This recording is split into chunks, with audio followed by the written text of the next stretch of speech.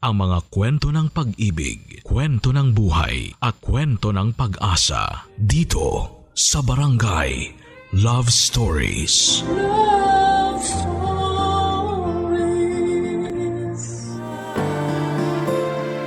Sinasabi na iba-iba ang panahon ng bawat tao.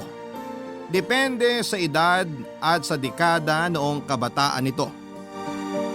Pero dumarating daw ang panahon sa bawat dekada na kung saan ay nababaliktad ang mundo. Ikaw kabarangay, naramdaman mo din ba na minsan sa kabataan mo ay bumaliktad ang mundo? Dear Papa Dudut, ako po si Kyle, 28 years old. Ang aking pong ikukwento ay nangyari noong 1 taon lamang. Isa po akong freelance editor at minsan ay may mga vlogger at content creator na nagpapa-edit sa akin. Meron ding school projects, AVP ng ilang kumpanya at kung ano-ano pang mga video presentation at mga okasyon. Aaminin ko po na medyo maarte po akong manamit. Gusto ko'y laging maayos, malinis at higit sa lahat ay mabango. Maselan po ako pag may naaamoy na ako sa sarili ko na iba sa alam kong amoy ko, Papa Dudut. Naliligo po agad ako at maarte na po kung maarte, pero yun po kasi ako. Mag-isa lamang po ako sa tinitirhan ko kaya ako po ang lahat. Luto, linis, at ang pinagtutuunan ko talaga ng oras ay ang paglalaba at pagpaplansya ng gagamitin ko. Papa Dudut, hindi po ako rocker pero long hair po ako. Nasa lampas balikat na po ang buhok ko noon at alaga ko po ang buhok ko. Shampoo at conditioner lang po ang gamit ko pero paminsan-minsan lang. Ayoko po kasing madamage ang buhok ko. Kaya hindi ako nagkukulay o naglalagay ng ibang mga hair products. Kaya yung buhok ko po ay malambot lang at kapag umahangin ay hinahangin po talaga siya. Ang kwento ko po ay sisimulan ko noong nakakuha ko ng isang project. Kinontrata po ako ng isang hindi naman kalakihang kumpanya sa Mandaluyong para i-edit ang magiging presentation nila. Isang buwan ang kontrata ko, Papa Dudut. Yun nga lang po kung dati ay work from home lamang po ako, ito pong project na ito ay kinakailangan kong gawin mismo sa opisina nila at ang schedule ay 6 p.m. hanggang 4 a.m. Kaya wala pang araw kapag umuuwi ako at syempre po ay antok na antok. Sa unang araw pa lamang ng pasok ko ay may na-encounter na akong problema. Hindi po sa trabaho kundi sa biyahe ko pauwi galing sa kumpanya kung saan ako nag-i-edit. May nakasakay po ako na isang babae sa jeep. Bata po siya, mga nasa mid to late 20s lang po ang edad. Kabaliktaran ko kasi siya ay napakaikli naman ng buhok. Parang sa panlalaki. Nakasombrero nang makilala ko siya, Papa Dudut. Nagkasabay kami sa jeep, ako ay pauwi, siya naman ay papasok sa trabaho. Nagkatabi kami sa upuan. Pero dahil nga po sa antok ako ay nakatulog ako sa jeep. Actually hindi lang naman po ako ang tulog kasi halos lahat ng pasahero ay natutulog din. Magigising na lamang pag isinigaw na ng driver kung nasaan ang jeep. Ang hindi ko namalayan ay nakakaistorbo na pala ang paglipad ng buhok ko. Dahil tumatama pala ito sa mukha nung sinasabi kong babae, Papa Dudut.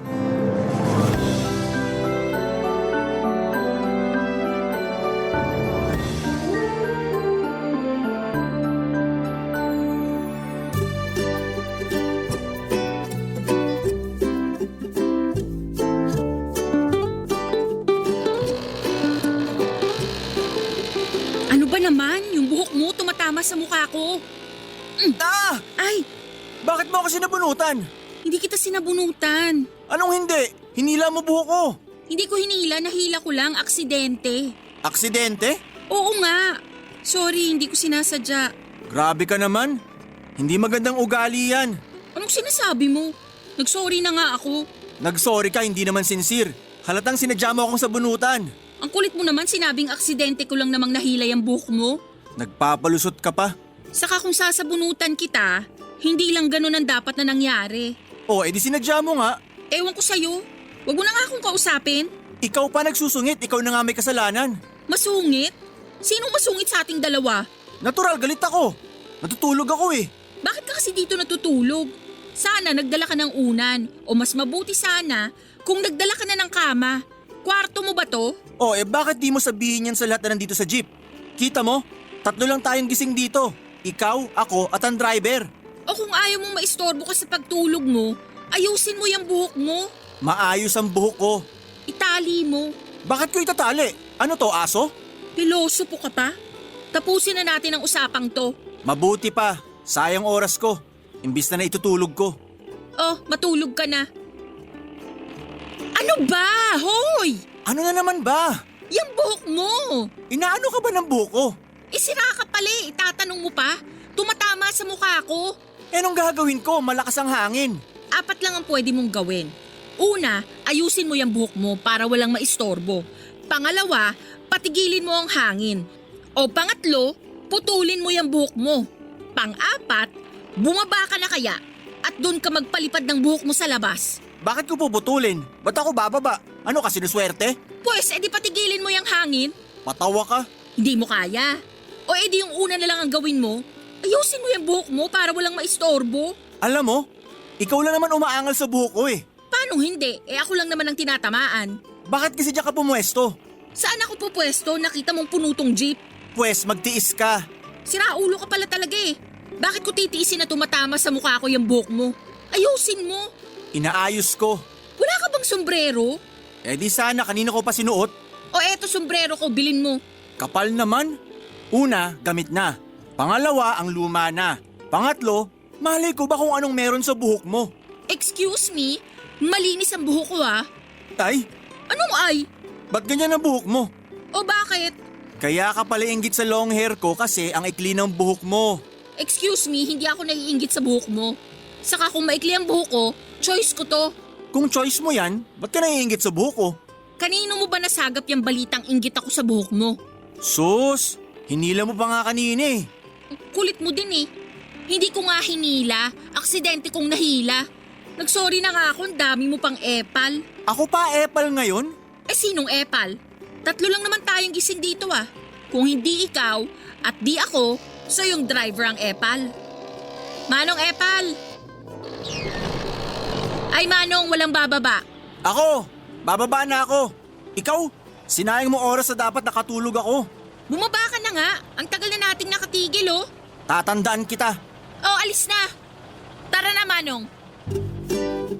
Papadudot ang pangit ng umaga ko noon. Puyat na nga ako tapos may nambubwisit pa sa akin. Tinandaan ko talaga ang mukha ng babaeng yon at ewan kung bakit pero at least may mangyari man sa akin ay alam ko ang itsura ng ituturo ko. Kasi siya lang naman ang kaaway ko. Imbes na matutulog pa ako pag uwi ay hindi na ako nakatulog sa sobrang pagkainis. Pagpipikit ako ay ang mukha ng babaeng yon ang nakikita ko. Para siyang isang bangungot. Sa totoo lang, papadudot ay maganda naman ang gupit niya at bagay sa kanya. Nabubwisit lang talaga ako sa pag-uugali niya. Imbes na magtrabaho ako ng araw na yon, ay hindi ko na nagawa kasi nga po ay hindi ako makatulog. Nagpunta na lamang ako sa isang mall at nag-ikot para maghanap ng sombrero. Nahirapan ako kasi gaya nga po ng sinabi ko ay maarte ako sa gamit. Kaya naghanap-hanap talaga ako ng bagay sa panlasa ko sa pananamit. May nabili naman po ako pero medyo may kabigatan. Binili ko na rin po kasi maganda naman at gusto ko ang itsura. Kaya kinabukasan po ay madaling araw, pauwi na uli ako ay sinuot ko ang sombrero na nabili ko pagsakay ko sa jeep at saka ako nakatulog. Habang nakasakay sa jeep ay kulang pa ng isa, medyo madalang ang dating ng mga pasahero since pasado 4:00 pa lamang ng umaga. Kaya gaya ng ibang pasahero ay makakatulog din talaga ako sa paghihintay. Ayoko pong uupo sa tabi ng istribo dahil nakakatulog nga po ako at natatakot naman akong mahulog. Sa antok ko ay hindi ko na rin namalayan kung kailan sumakay yung katabi ko at kung kailan umandar mula sa hintayan yung jeep. Kaso mabigat ang sombrero ko ay nalipad pa din ng hanginin pagharurot ng jeep. Papa Dudut, napakaswerte kasi saktong tumama sa mukha ng katabi ko ang sombrero kong may kabigatan na nilipad. Ang mas maswerte ay kung sino ang taong tinamaan ng sombrero, Papa Dudut.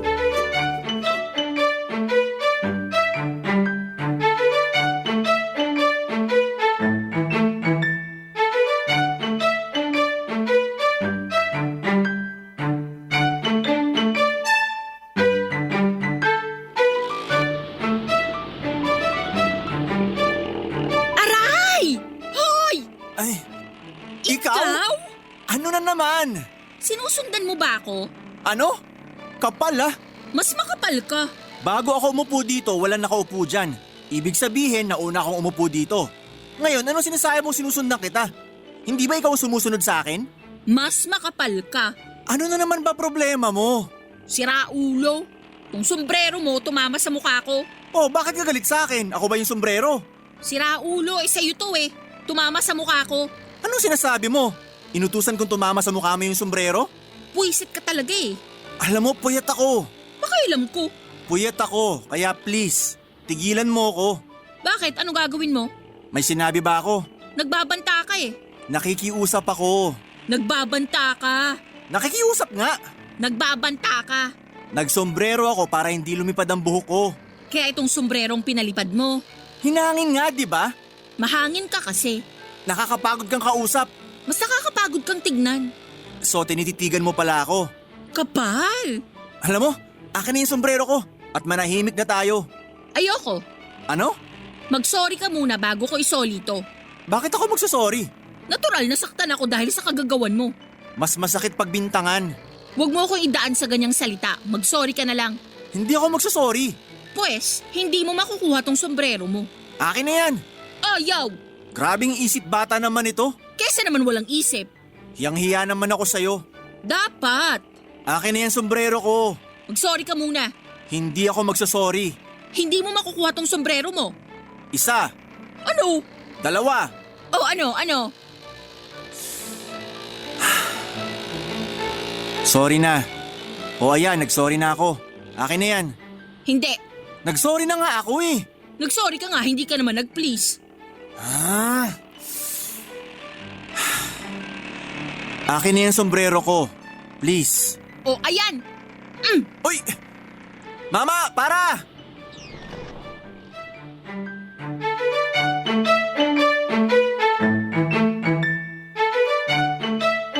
Papa Dudut, hinagis niya sa akin ang sombrero ko. Ang lakas ng hangin dahil umaandar ang jeep. Ayun, nilipad pabalik sa kanya hanggang sa lumipad palabas ng jeep. Pumara agad ako para habulin yung sombrero ko kaso'y nahulog doon sa tulay, pabagsak sa ilog. Papa Dudut, lalo akong nainis sa babaeng yon. Sinasagad niya talaga ang pasensya ko.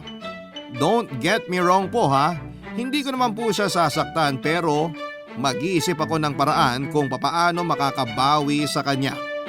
Papa Dudut, dahil wala po ako sa bahay nung buwaba ako ng jeep ay naglakad na lamang ako at dumaan sa palengke.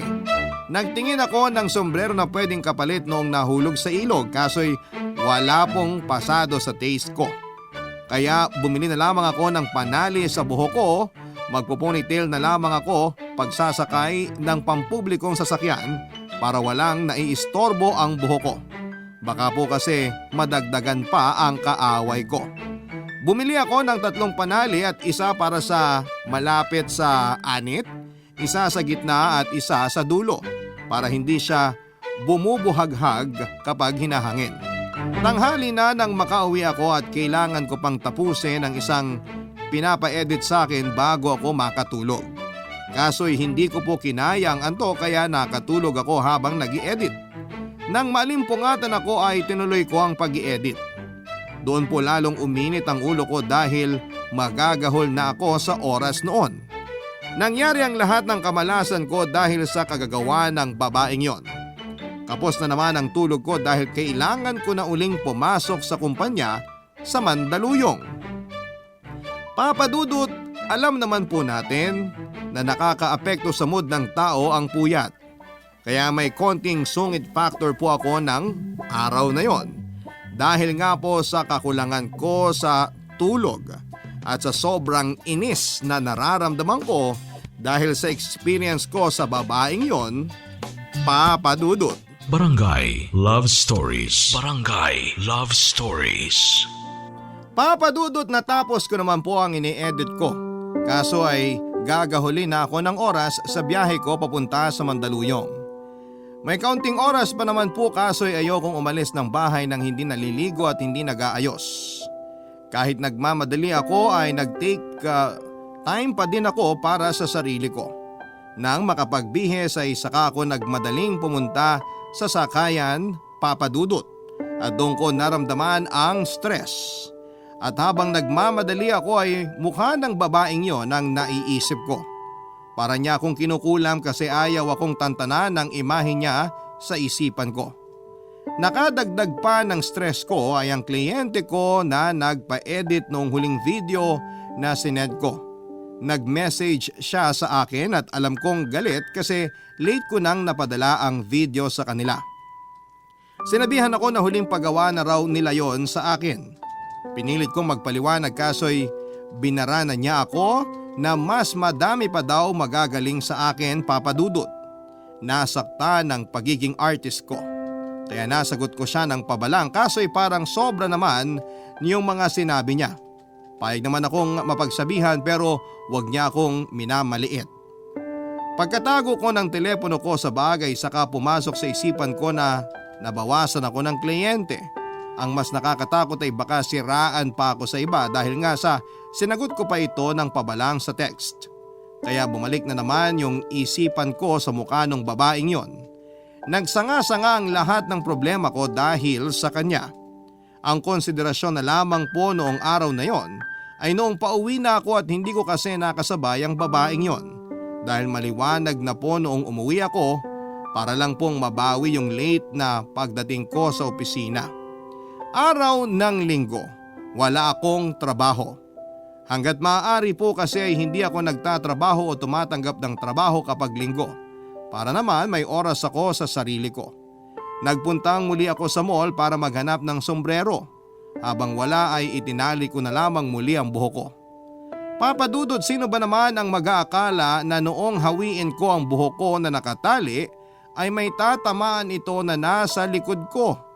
Sakto sa mukha pang tumama na para siyang nilatigo, Papa Dudut.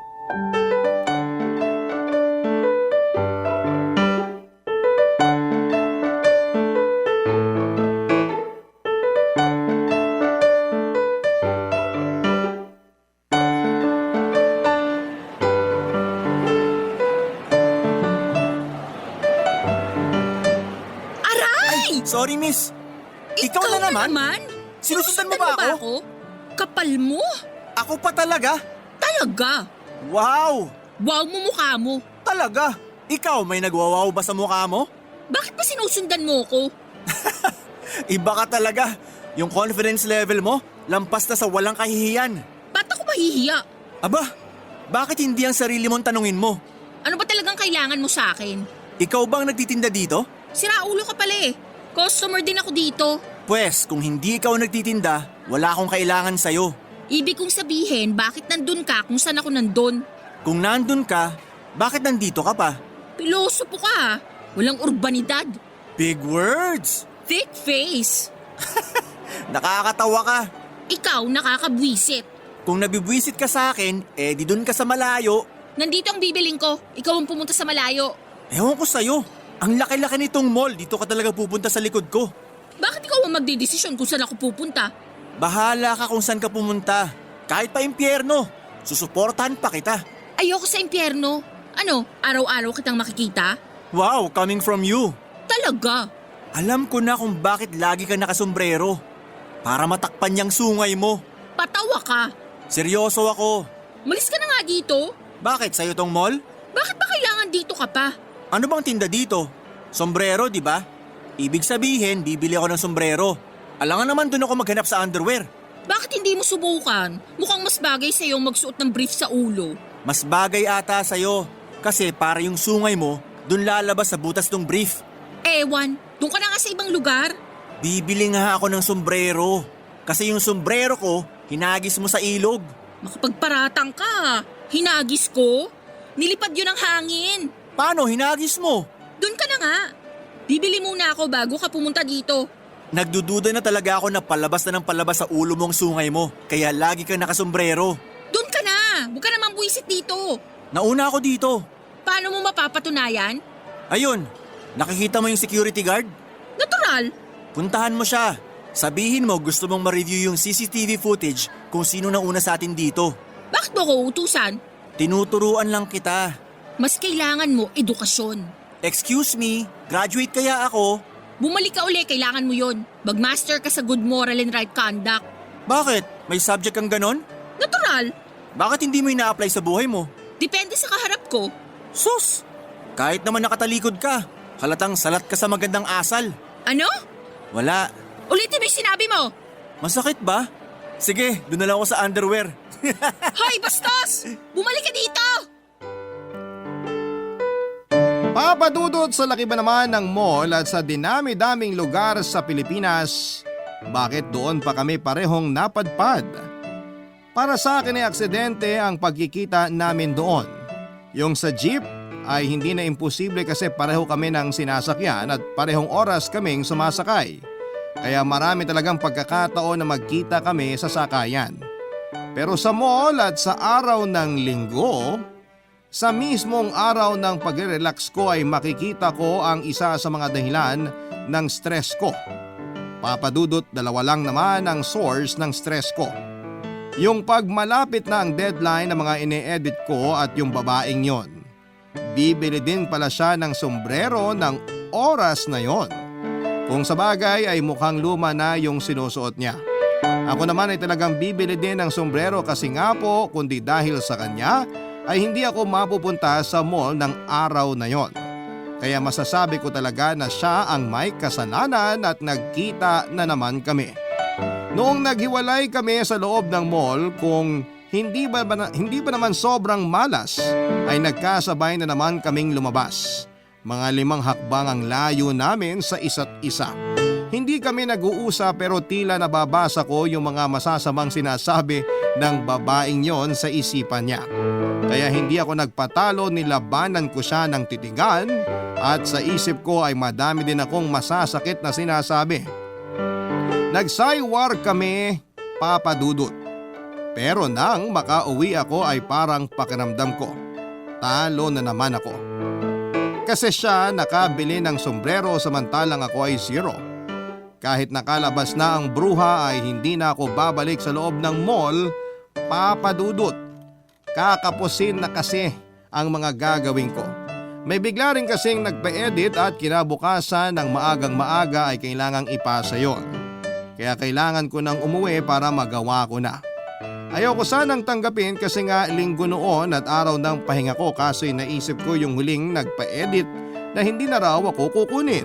Baka mawala pa yung bagong kliyente na bigla ang nagpagawa kaya tinanggap ko na rin, papadudot. Bago ako umuwi, para hindi na ako magluto ay kumain na muna ako sa labas. Naisip ko din na i-treat ang sarili ko. Naghanap ako ng medyo mura pero masarap at magandang restaurant sa malapit lang din doon sa mall. May nakita akong resto na maliit lang. May 3 mesa sa loob pero maayos at malinis. Para siyang medyo pinasosyal na karinderya. Yung pagkain nila sa itsura pa lamang ay mukhang masarap na. Umorder muna ako bago umupo. Bakante pa naman ang 2 mesa at wala akong kaagaw. Nang paupo na ako sa upuan ng bakanting mesa, pakiramdam ko ay sinumpa ang araw na yon dahil kaharap ko ang babaeng kampo ng kadiliman, papadudot.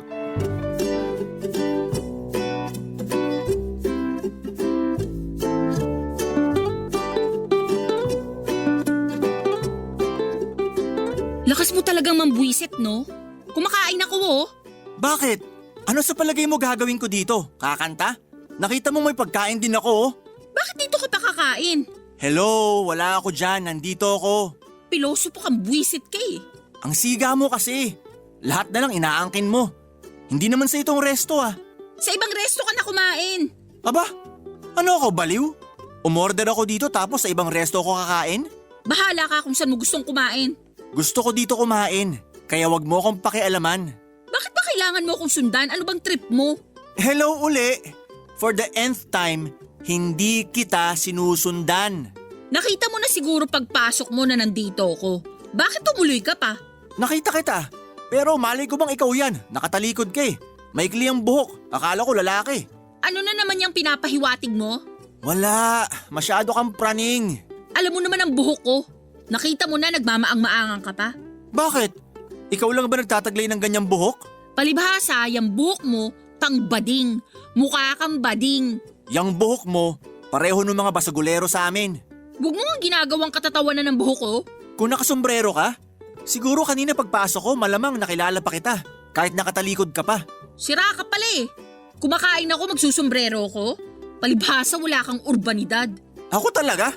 Sino bang jolog sa atin? Bawiin mong sinabi mo. Oh, ba't ka nagagalit? Totoo ba? Hindi! Oh, huwag ka magalit kahit sabihan kita ng Jologs! Jologs! Kung hindi ka talaga Jologs. Hii! Pwede ba kumain na lang tayo ng hindi nagpapakialamanan? Ay, mabuti pa nga. Doon ka humarap sa kabila. Ano? Para pag nakatalikod ako kung ano-anong gagawin mo? Hindi ako tatalikod sa'yo. Eh di wag. Huwag ka nalang tumingin sa akin. Wow! Ang taas ng kumpiyansa. Feeling pinagtitinginan. Huwag mo na akong kausapin. Okay, timer starts now. Kapal ng fes! Ano ba? Akala ko ba walang pansinan? Eh bakit mo ako pinapansin? Pinapansin mo ako eh. Sinabihan mo ako makapalang fes. Ikaw ba kausap ko? Baliw ka ba? Tayo lang dalawa nandito. Yung tindera nandun sa loob. Sinong kausap mo? Sarili mo? Eh ikaw pala ang siraulo eh. Bakit ko naman kakausapin ang sarili ko? So ako nga kinakausap mo. Hindi ikaw. Kausap ko ang imaginary friend ko. O ano, pahiya ka. Bahala ka. Tumahimik ka na. Yung itsura parang yung mga nakakagigil na kontrabida sa mga serye. Ano? Ako ba kinakausap mo? Sino pang kakausapin ko? Dalawa lang tayo dito. Oh, bakit kinakausap mo ako? Akala ko may imaginary friend ka. O eh sinong kausap mo? Imaginary friends ko. Mas madami. Tropa sila. Ikaw isa lang. Kasi kahit imaginary, iilan lang ang gusto ka maging friend. Hindi mo ba ako titigilan? Nananahimik kami ng mga OG ko dito Buisit ka talaga. Nakakawala ka ng gana. Nawalan ka ng gana? Eh ubos na yung pagkain mo. Wala kang pakialam. Makaalis na nga. Bayaran mo yung kinain mo. Pay as you order nga, di ba? Bobo ka ba? O paano? Aalis ka na? Alangan namang tiisin ko yung presensya mo. O paano? Anong o paano? Basta mo na lang iiwan ang nag-iisang imaginary friend mo? Nauna na siyang umalis.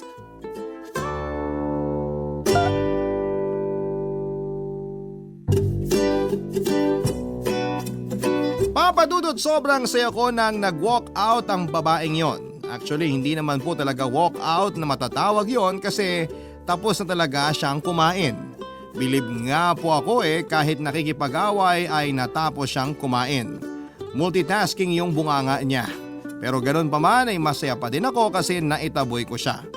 Nakita ko na siya naman ang umuwing luhaan kasi na bad trip ko siya, papadudot.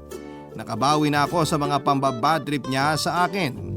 Ninamnam ko talaga yung pagkain ko sa sobrang tuwa. Pero yun palang tuwa ko ay mapapalitan ng ibang pakiramdam. Kasi habang nakangiti ako ay bigla kong naalala yung sinabi ng babaeng yon na mukhang bading ang itsura ko. Wala akong masamang tinapay sa mga bading pero kasi hindi po ako bading. Yun ang problema ko pag may napapansin sa akin ay masyado akong nagiging conscious. Kaya nung matapos akong kumain ay kung ano-anong ayos ang ginawa ko sa buhok ko pero parang sobrang na-conscious ako. Kaya kung ano-ano ang iniisip ko, papadudot. Biglang ayokong mag-jeep kasi magkaharapan ng mga pasahero. Sigurado na may mapapatingin sa akin at saka mapapansin naman ang buhok ko. Baka hindi ako mapakali dahil sobrang bigla nga ako na-conscious ng mga oras na yon. Kaya sa bus na lamang ako sumakay. Hindi ako sanay mag-bus pero nag-bus ako para lamang makaiwas sa mga iisipin ng mga tao na mapapatingin sa akin sa loob ng jeep, papadudot. Barangay Love Stories. Barangay Love Stories. Papadudod para akong pugante habang papunta sa bus terminal. Nagtatago ako sa mga tao, halos takpan ng mukha ko para lang wag kong makita na may nakatingin sa akin. Kasi siguradong mako-conscious na naman ako. Ewan nga kung bakit ako ganon. Ayoko nang may papansin sa akin kasi hindi talaga ako mapapakali. Pakiramdam ko ay pinagtatawanan ako ng buong mundo. Sakit ko na talaga ang ganong klase ng ugali, Papa Dudut. Pagsakay ko sa bus ay doon ako pumwesto sa dulo, sa likod para nakatalikod lahat ng tao sa akin. Wala pa ang driver at ang konduktor, ang nandun lang sa labas ng bus ay ang barker na nagtatawag ng pasahero. Baka matagalan pang makapuno ng pasahero ang bus, kaya sabi ko ay matutulog na lamang ako para hindi ko kita ang mga sumasakay kasi baka mapatingin sa akin. Kung hindi man ako makatulog ay magtutulog-tulugan na lamang ako, basta wag lamang matingnan ng iba. Yun nga po ang ginawa ko, hindi pa masyadong puno ang bus at sa katunayan ay wala akong katabi sa likod. Pero naramdaman ko na umakyat na ang driver at ang konduktor.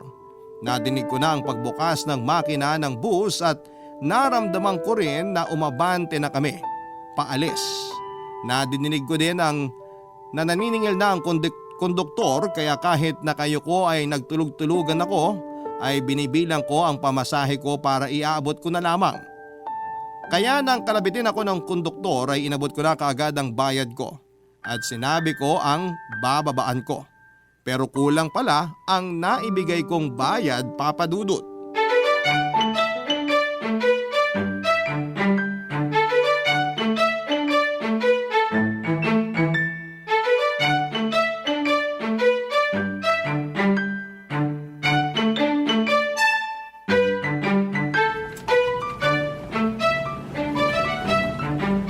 San kayo? Sa palengke lang. Kulang pa ng 2. Ha? Ikaw na naman? Bakit ka na naman nandito? Natural. Anong natural? Paano mo nalaman na nandito ako? Konduktor ako dito. Unggoy ka? Paano? Sinusundan mo ba talaga ako? Paulit-ulit yung tanong mo, hindi nga. Hindi. Hindi.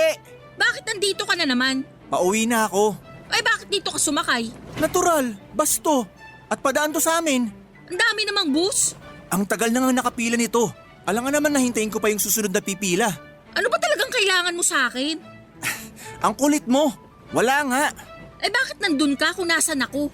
Hindi ko din alam. Kung alam ko lang, hindi ako tutuloy pag alam ko mapanganib ang lugar. Lahat na ng pag-iwas, inisip ko na. Ilang beses na, hindi na ata tsambang matatawag yun. Feeling mo ba may masama akong balak sa'yo? Malay ko. Hoy, kabahan ka naman. Hindi ako manyak, no? Alam ko naman kasi bading ka. Paano ka magkakagusto sa akin? Hindi ako bading. Tsaka paano ako magkakagusto sa'yo? Tomboy ka. Di ako tomboy. We, hindi. Hindi. Ikaw ang bading. Hindi nga ako bading. We. Tomboy. Bading. Tomboy. Bading. Tomboy. Ano ngayon kung tomboy ako? So tomboy ka nga. Hindi ako tomboy, ikaw ang bading. Hindi nga ako bading. Bakit ba galit ka sa bading? Pauso ka. Wala akong sinabing galit ako sa mga bading. Sa'yo lang. Hindi nga ako bading. Magpakatotoo ka, te. Kung hindi ka lang tomboy, nahalikan na kita eh. Hindi ako tomboy. Sinasabi mo hindi ka tomboy. Kasasabi ko lang, di ba? So gusto mong mahalikan kita. Yuck! Kaya pala sabi ka ng sabi na bading ako. Para mainis ako tapos halikan kita. Hindi mangyayari yun. Kasi nga, bading ka. Ang kulit mo ah. Hahalikan na kita. Subukan mo para dumugo yung uso mo. Yak! May sakit ka? Ano? Bakit dudugo ang uso ko pag hinilikan kita? Eh di may sakit ka? Ako walang sakit. Ikaw masasaktan. Baka unahan kang halikan ng kamao ko. Oh, manununto ka. So tomboy ka nga. Palalabasin ko lang ang masculine side ko para matauhan ka. Sige, kung hindi ka tomboy, pakita nga ng picture ng boyfriend mo. Bakit gusto mo makita ang picture ng boyfriend ko? Aha! Titignan mo kung gwapo, no? Bading ka nga. Ang dami mong sinasabi. Wala kang picture ng boyfriend mo kasi nga baka girlfriend ang meron ka. Wala akong picture ng boyfriend ko dahil wala pa akong boyfriend. Ayun! Anong ayun? Wala kang boyfriend kaya akong pinupuntirya mo. Kapal mo talaga! Yak! Yak! Yak! Pwes, manabik ka dyan. Hindi mo ako makukuha. Manong, para! Kapal mo! Hoy! Kulang yung binayad mo!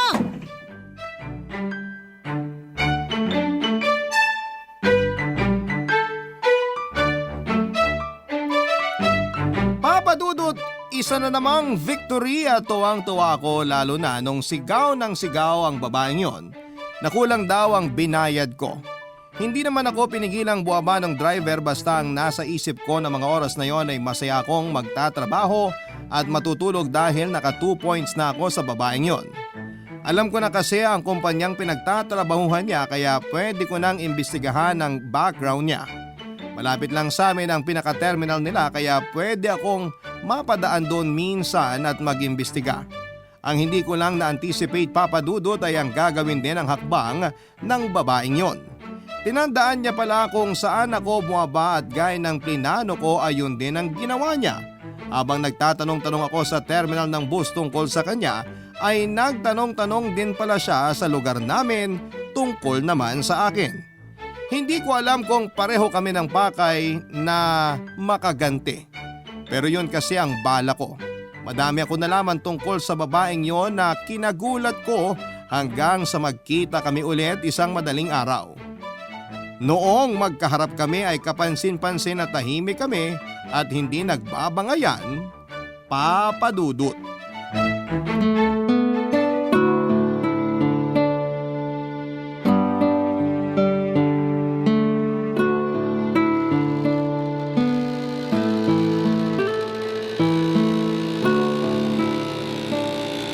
Ay! Manong bayad! Bayad daw po. Salamat. Walang anuman.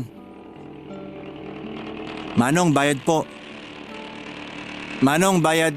Manong, bayad daw! Eto po, isa lang po yan. Isa lang daw yan.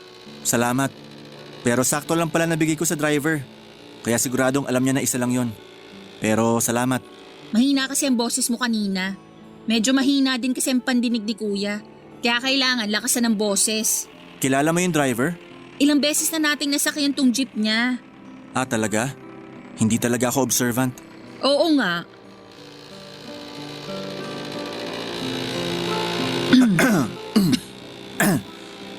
Sorry. Ha? Ha? Saan? Sige, mauna ka na magsalita. Salamat. Sorry ah. Saan? Sa mga nasabi ko sa'yo. Alin doon?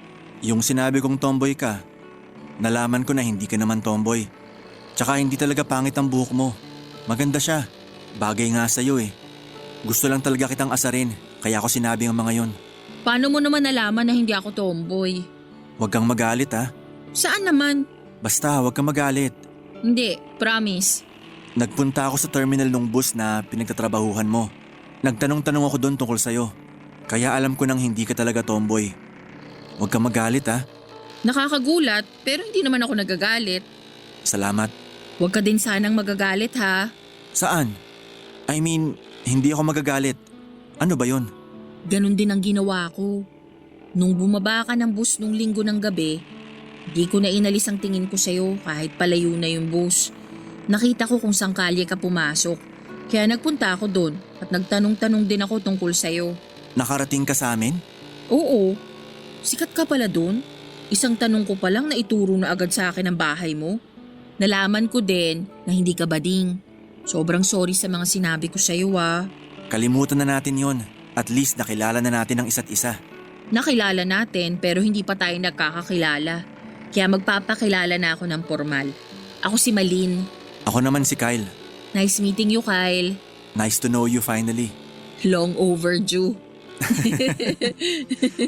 Nalaman ko na din kaya pala ganyan kaikli ang buhok mo.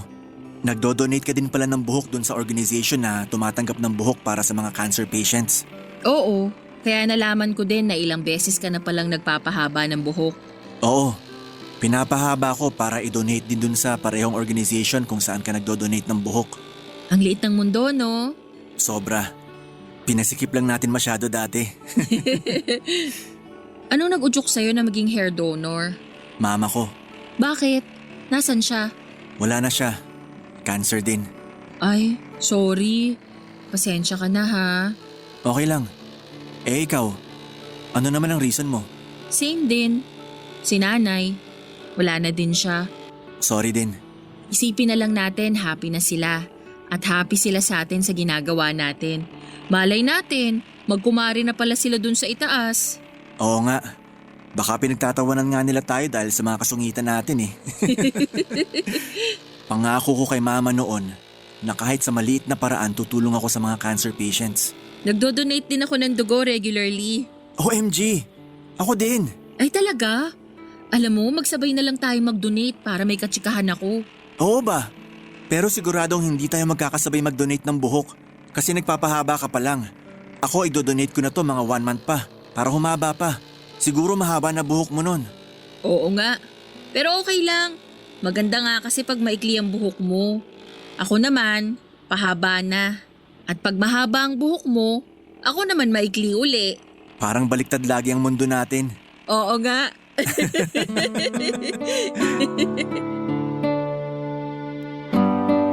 Papadudot, masyado kasi kaming nadala sa kapangitan ng unang pagkikita namin, kaya ayon, hindi namin tuloy nakilala ng tama at mas mabuti ang isa't isa. Pero noon yon, ngayon ay hindi lang kami magkakilala kundi mas lalo kaming naging active sa mga pwedeng maitulong sa mga cancer patient. Papadudot, dati hindi ako makapag-donate financially pero ngayon maganda na ang trabaho ko. Kasi kinuha na akong permanenteng editor sa Mandaluyong, yung kumpanyang nagbigay lang sa akin ng racket. Bukod pa roon ay may mga side racket pa akong editing. Kaya yung 5% lagi nang natatanggap ko sa regular job o sa special projects ko ay iniipon ko at dinodonate sa sinalihan naming organization para sa mga may cancer. Malit lang ang naambag ko pero ang importante sa akin ay nakakapag-ambag ako. Si Malin po ay lagi kong kasama dahil yun din ang pangako niya sa mama niya para sa mga nanay namin, sa mga ngailangan ng serbisyo at kung ano pa ang maibibigay namin ay magpapatuloy kaming tumulong hanggat kaya. 1 taon na kaming active ni Malin sa organization. Pero noong magkakilala na kami, mahigit 1 taon na din kaming sabay na tumutulong sa abot ng aming makakaya. Kami namang dalawa ay mag-1 taon na ding active ang love life. Opo, papadudot. Kasing active ng pagtulong namin ang love life namin bilang magkarelasyon. Doble saya kami sa relasyon namin at ganon din kami. Pag mahaba ang buhok niya ay maikli naman ang sa akin. Tapos pag maikli ang buhok niya, mahaba naman ang akin. Hindi man magkita sa parehong habang mga buhok namin ay lagi namang nagkikita at magkasama ang mga puso namin.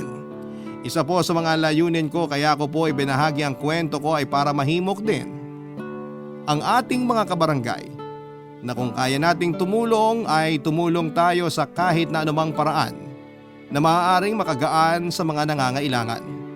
Hindi kailangang malaki, hindi din naman kailangang pera. Ang kailangan ay ang presensya ng bawat isa para sa mga mahal natin sa buhay. Maraming salamat po Papadudot at binigyan mo ng pagkakataon ng kwento ko. Naway hindi magsawa ang Barangay LS sa pagtampok ng mga kwento namin sa Barangay Love Stories. Ang inyong forever kapuso at kabarangay, Kyle. Nagustuhan ng iyong napakinggan? Ituloy yan via live stream sa www.gmanetwork.com/radio. Barangay LS 97.1 Forever